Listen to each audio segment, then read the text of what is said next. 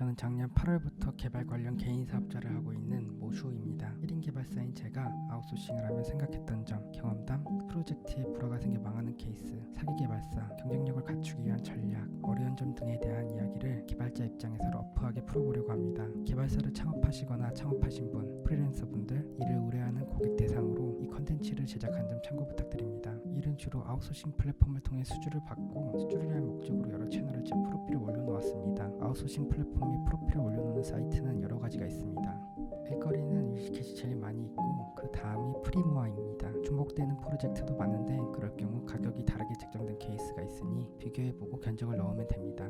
이런 아웃소싱 플랫폼엔 일이 정말 많이 올라옵니다. 그 중에 할 수 있는 일들을 받아 일을 하면 돈을 정말 많이 벌 수 있을 것 같습니다. 하지만 경쟁률이 굉장히 높기 때문에 본인이 잘 할 수 있는 분야를 미리 정하고 해당 분야에서 경쟁하는 게 좋습니다. 여러 가지 팁이 있는데 이 영상 콘텐츠의 내용을 담아보도록 하겠습니다. 타겟 고객 유형에 대한 고려를 하면 좋습니다. 저는 1인 개발사인 제 입장에서 창업 초기에 프로젝트를 원활하게 진행하고 납품을 할 수 있는 방법으로 개발만 아웃소싱을 받는 걸 선택했습니다. 첫 단추를 잘 끼야 된다는 생각으로 수주할 프로젝트에 대해 보수적으로 접근했습니다. 개발만 아웃소싱 해주는 고객은 어느 정도 규모가 갖춰져 있어야 합니다. 그래서 저는 주 영업 대상의 고객을 개발자가 부족한 에이전시 또는 인력 구성이 어느 정도 갖춰진 스타트업으로 정했습니다. 지금은 해당 시점을 넘었고 기획, 디자인, 개발 전체로 발주되는 프로젝트도 수주를 하고 있습니다. 이제 막 시작 또는 시작 예정인 스타트업과 작업 시 고려할 점이 여러 가지 있습니다. 프로젝트 준비 상태가 구상만 있음이며 턴키 계약의 경우 이제 스타트업을 막 시작하려는 개인 또는 창업을 한 지 얼마 되지 않은 업체인 경우가 많습니다. 이제 막 시작한 스타트업의 경우 정부 지원 사업을 활용한 케이스가 대부분일 정도로 많습니다. 정부 지원 사업은 아웃소싱 비용 결제를 정부에서 해주며 업력 1년 미만의 개발사의 경우 아웃소싱사로 선정되는 절차가 까다롭고 잘 안됩니다. 이제 막 개발사를 창업하셨거나 프리랜서 분들은 해당 케이스의 경우 패스하시는 게 시간을 아끼는 길입니다. 저도 현재 기준 업력이 아직 안 돼 그냥 패스 중입니다. 이제 막 시작한 고객님들은 사업 구상에 대해서 명확하나 앱이나 웹 구축에 대한 이해도가 떨어지는 경우가 많습니다. 그래서 실제 구현을 하면서 필수 불가결한 추가 작업 요청해야 되는 케이스가 발생하여 해당 부분에서 갈등이 벌어지기도 합니다. 창업자분들이 개발사랑 협의가 잘 안 돼 갈등이 커져 서로 욕하면서 해당 사업은 출시도 못하고 끝나는 케이스가 자주 있습니다. 유튜브에 검색해도 이런 케이스는 아주 많이 나옵니다. 준비가 덜 된 분들은 첫 미팅 때 어느 정도 파악이 됩니다. 아, 수정이 많겠구나. 그래서 추가 작업해야 될 부분에 대한 것도 일부 예상하고 추가 개발권에 대해 양쪽이 만족스러울 만한 합리적인 선을 미리 정해놓고 진행하는 게 좋습니다. 제 생각으론 그것에 딱 맞는 1급을 계산하여 합리적인 견적을 제시하는 게 좋다고 생각합니다. 해당 부분은 계약서에 명시해야 합니다. 고객님 입장에선 이런 부분은 그냥 해줬으면 좋겠지만 계약서를 작성하지 않은 상태에서 재견적이 들어갈 경우 프로젝트 비용보다 높은 금액을 청구받을 수도 있습니다. 프로젝트가 거의 완성됐는데 개발사를 바꾸는 건 정말 금전적으로나 시간적으로나 힘든 일입니다. 만약 여러 가지 이유로 같이 일하는 게 어렵다는 판단이 개발사 쪽에서 든다면 이런 경우를 발생시킬 수 있습니다. 그래서 이런 상황이 발생되지 않게 프로젝트 준비, 커뮤니케이션 시 비매너적인 부분들을 조심하셔야 합니다. 행여나 갑질 같은 걸 하다간 나중에 추노될 확률이 아주 높습니다. 양쪽 얘기를 들어보면 각자만의 입장이 있습니다. 일방적으로 한쪽이 잘못한 부분은 거의 잘 없습니다. 제3자 입장에선 대부분 이해가 되는 부분입니다. 파트너십을 유지하려는 노력은 고객님과 개발사 둘 다 해야 합니다. 프로젝트를 마무리할 때 이 사람들과는 다신 엮이지 말아야겠다는 생각하는 경우가 부지기수입니다. 그렇지만 세상이 다 돌고 도는 거죠. 프로젝트를 잘 진행하면 다음에 다른 비즈니스를 연결시켜줄 수도 있는 거고 사업을 같이 할 수도 있는 거고 소중한 인맥이라 생각하고 잘 마무리하시는 걸 추천드립니다. 스타트업 대상 사기 케이스, 사기 개발사를 만나 인생에 큰 굴곡이 생긴 스타트업 폐업하신 지인분의 이야기입니다. 시작하기 전에 저를 만났으면 어땠을까 하는 생각이 들었습니다. 고급 개발자가 하겠다고 했는데 담당자가 신입으로 바뀌어 있음. 구현 가능하다고 했던 기능들을 하나씩 구현 불가하다고 함. 개발 기한을 지키지 않음. 버그가 너무 많은데 대응을 제대로 하지 않음. 결국 출시를 하지 못함. 서로 욕하는 상황까지 갔으며 개발사가 소스 줄 테니 꺼지라고 했다고 함. 아주 교묘하고 다양한 방법이 많을 거라 생각합니다.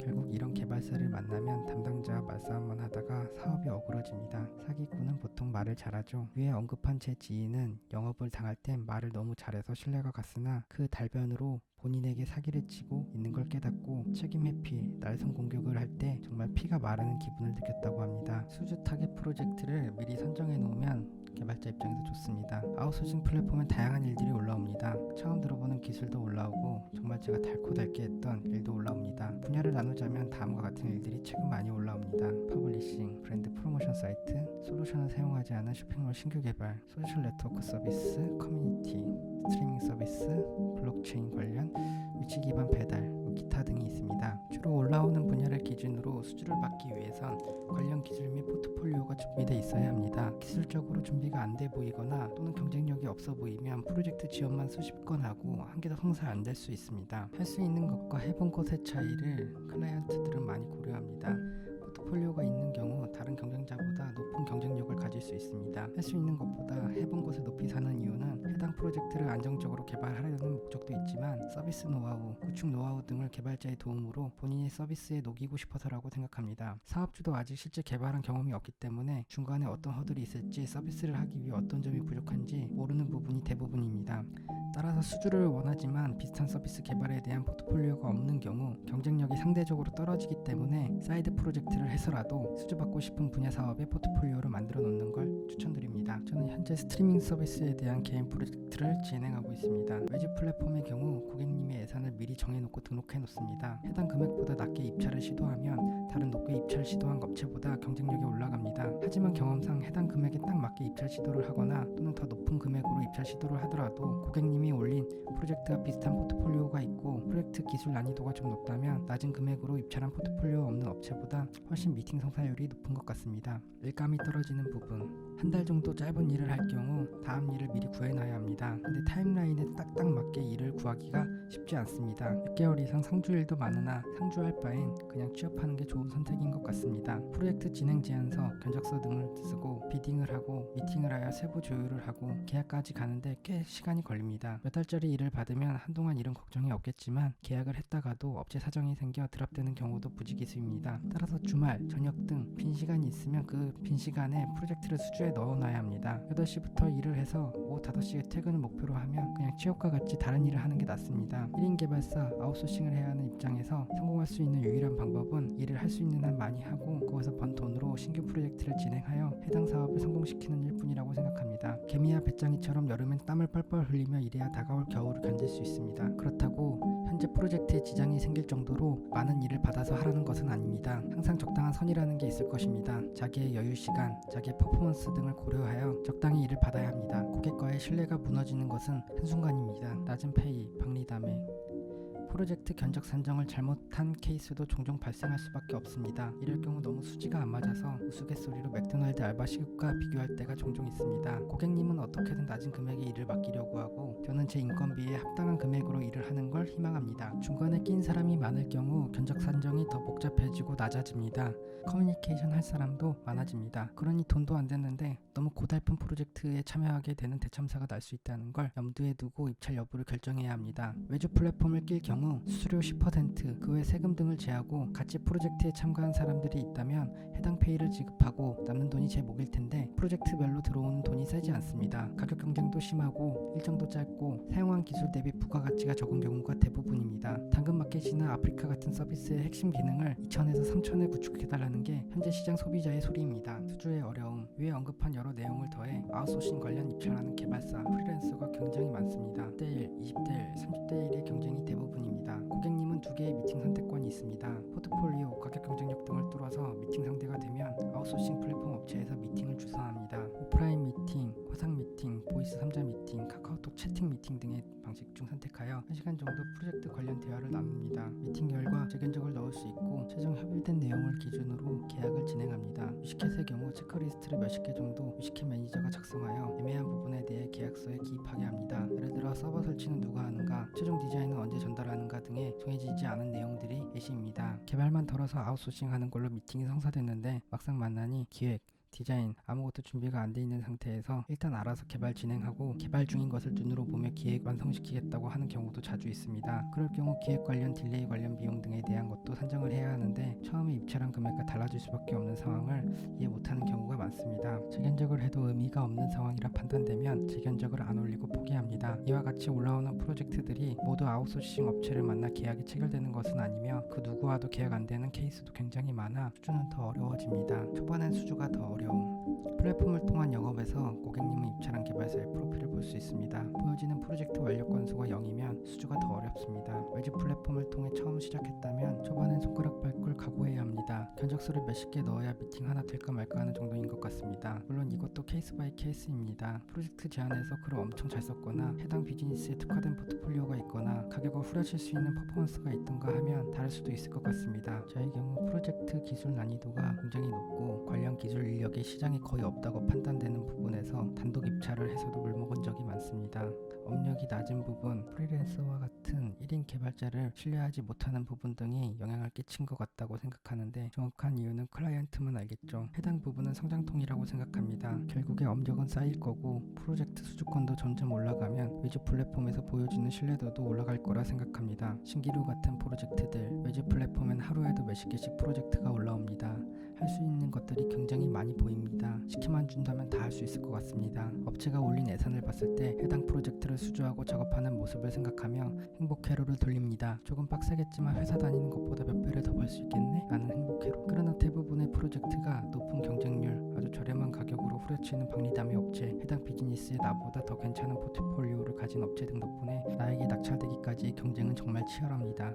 페이의 경우 개발 기준으로 보면 퍼블리싱, 프론트엔드, 백엔드, 앱 개발 등을 모두 혼자 해야 수지가 맞으며 가격 경쟁력을 올릴 수 있습니다. 회사 다니면서 하는 업무 강도와 비교하면 꽤 높습니다. 대부분의 일을 다 혼자 해야 하고 고객과 커뮤니케이션 해야 하고 계속 입찰 제안서 올려야 하고 매번 바뀌는 고객님의 개발 환경을 파악하고 일정의 다급함에 대응하고 출시 직전에 테스트를 완료하고 바뀌는 고객님의 상황에 대처하고 여러 가지 일들을 대응하는데 참 힘든 일입니다. 박리담의 업체의 경우 처음엔 싼 가격에 들어갔다가 도저히 수지가 안 맞아서 점점 대응하는 태도가 나빠지고 니 탓 내 탓하며 고객과 엄청난 불화를 겪고 프로젝트를 폭파시키는 경우도 많습니다. 특정 비즈니스에 대한 템플릿을 보유한 곳도 많은데 고객이 그 템플릿을 만족해야 할 경우 그 업체와 가격 경쟁을 이기기는 어렵습니다. 그래서 템플릿으로 커버가 안 되고 설계를 제대로 해야 하며 일정 수준의 개발력이 필요할 경우에만 입찰 도전합니다. 부족한 회사의 그림. 지금 저는 개인 사업자를 냈지만 1인 개발자입니다.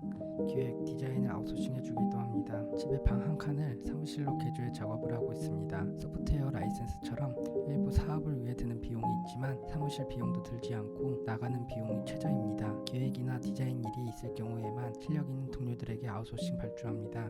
프론트엔드, 백엔드 개발 등을 혼자서 하기 때문에 관련 개발자 간 커뮤니케이션 비용이 거의 없습니다. 업체 개발자와 소통해야 하는 일은 종종 발생하나 이건 클라이언트와의 소통이라고 생각합니다. 이렇게 유지 비용이 적은 부분은 소프트웨어 견적에 반영되어 최저가 입찰을 가능하게 해줍니다. 하지만 수주가 잘 안되는 걸 보면 고객 입장에선 규모가 좀 있는 업체를 신뢰한다고 생각합니다. 누구나 처음은 있습니다. 저도 현재 처음인 상태이며 고군분투 중입니다. 기획에 대해서 계획을 사업자가 꼼꼼하게 준비하면 사업계획 썼을 때처럼 머릿속에 사업을 보다 생동감 있게 구체화할 수 있습니다. 본인이 기획을 못하는 애매한 프로젝트는 결국 애매한 기획이 나올 확률이 높습니다. 이 사업에 대해 확신, 애정을 가지며 인사이트가 가장 뛰어난 사람은 고객 본인입니다. 만약 기획이 도저히 안 돼도 프로젝트를 턴키로 넘기지 말고 그중 기획에 책정된 비용으로 경험이 있는 기획자를 직접 채용하거나 상주 아웃소싱을 발주하는 것을 추천드립니다. 그리고 하루 종일 붙어서 기획을 같이 구체화시키는 게 좋습니다. 테스트는 누가 해야 되는가? 같이 해야 됩니다. 대부분의 업체가 테스트 관련 프로세스가 없습니다. 따라서 개발사 측에서 테스트 시나리오를 잘 만들어서 납품 전에 최소 한 사이클이라도 돌려본 후 고객에게 해당 내용을 공유하여 같이 테스트를 진행해야 합니다. 안 그러면 프로젝트가 안 끝날 수 있습니다. 어차피 유지보수 계약을 하기 때문에 할 수 있는 선에서 버그는 직접 다 찾아 수정해 드려야 합니다. 오픈 전 꼼꼼히 체크하지 못한 탓에 오픈 후 버그가 한 건씩 발견되면 서로에게 좋을 건 없습니다. 최대한 꼼꼼히 테스트를 진행하고 전달 주셔야 업체 신뢰도 면에서 좋은 평가를 받습니다. 개발사 측에서 모든 테스트가 끝났다고 하더라도 클라이언트도 동일하게 전체 테스트 시나리오를 실행해보고 그 외에 여러 가지 방법으로 테스트를 진행해봐야 합니다. 결국에 이 사업은 클라이언트님 것이기 때문에 모든 리스크를 감당해야 합니다. 갑질, 같이 일했을 때 힘들게 하는 고객이 많습니다. 따지는 스타일, 분노가 많은 스타일 다양합니다. 이런 경우엔 초반엔 잘 파악하여 프로젝트 견적 시점에 그냥 포기해야 합니다. 견적을 몇 배를 내거나 하는 식으로 그냥 자연스럽게 탈락되게 만듭니다. 그런데 지금까지 경험해보진 않았지만 애초에 워낙 싸게 들어가기 때문에 배를 불러도 될 수도 있을 것 같습니다. 그럴 땐 돈 보고 그냥 열심히 일해야 되지 않을까 싶습니다. 하지만 돈보단 꾸준하게 정상적으로 일할 수 있는 멘탈 건강이 굉장히 중요하기 때문에 고객도 나름 선별해야 합니다.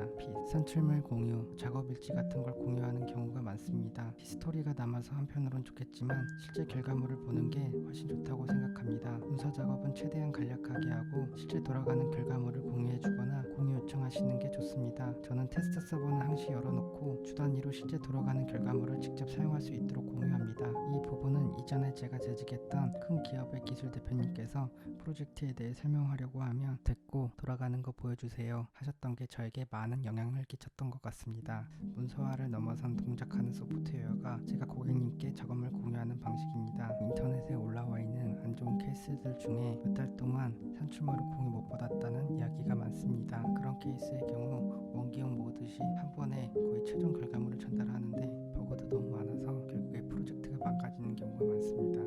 대부분의 큰 기업은 그 기업에 최적화된 비즈니스가 정착되어 있습니다. 신규 프로젝트도 있지만 몇 달 지나면 반복적인 작업이 됩니다. 회사를 박차고 필드에 나온 이후론 거의 매번 같이 일하는 기업이 바뀌어서 프로젝트가 대부분 신선하고 재밌습니다. 비슷한 프로젝트를 하더라도 개발 환경이 다르거나 하다못해 같이 일하는 사람이 달라집니다. 기업에 다닐 땐 닭장 속에 있는 닭 같다는 생각이나 내가 프레스 찍는 공장 직원 같다는 생각을 자주 했는데 지금은 정말 다양한 사람들과 재밌는 일을 하고 있습니다. 비전, 처음 개인 사업자를 낸 이유는 제가 생각한 아이디어를 제품으로 만들어서 스토어에 출시하기 위함이었습니다. 지금은 아웃소싱에서 번 돈으로 제가 만들 제품의 개발비, 마케팅, 고도화 등에 투자하려고 합니다. 아웃소싱 수주를 통해 소중한 고객님들과 인연을 맺고 여러 기업들과 끈끈한 파트너십을 맺고 싶습니다. 한번 같이 일한 고객님들에게 지속적으로 같이 일하고 싶은 회사, 사람이 되려고 합니다. 외주 플랫폼은 인맥이 없는 저에게 초기 발판으로 사용되고 있습니다.